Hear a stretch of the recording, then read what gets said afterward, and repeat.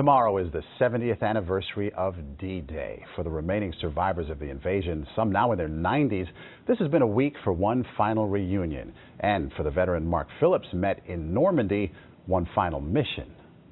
General area where I was. Two old war horses got back together for this commemoration, and there's never been a D-Day reunion like it. Leslie Cruz, now 90, who jumped with the 82nd Airborne behind enemy lines the night before the invasion. And Whiskey 7, the airplane he jumped from. There we go. Down, on the ground. Wow. Both are back in Normandy, both with unfinished stories.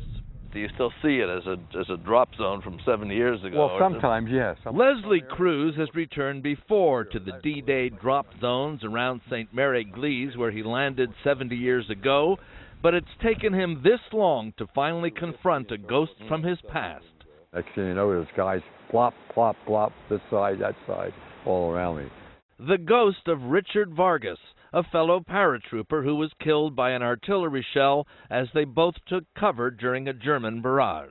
His body was right next to me, body to body. His head was right about here, his helmet against me, and the shell landed right beside him and just tore him apart on his right leg. Yeah.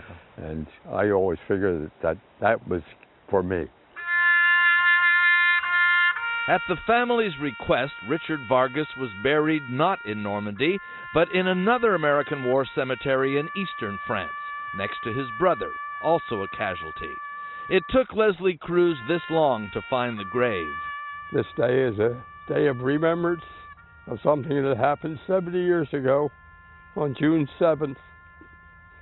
Perhaps now I can set it aside and go on without it, but I doubt it. Whiskey 7, it turns out, is a tough old bird, too.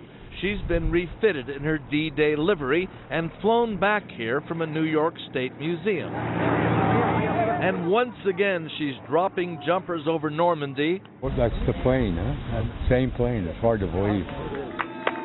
History come full circle and finally put to rest. Gets a somewhat closure. To make you feel a little better, Yeah. finally, to close the chapter on that. Yeah. Sure. Another mission to Normandy, for both of them, finally accomplished. Mark Phillips, CBS News, St. Mary-Église, Normandy.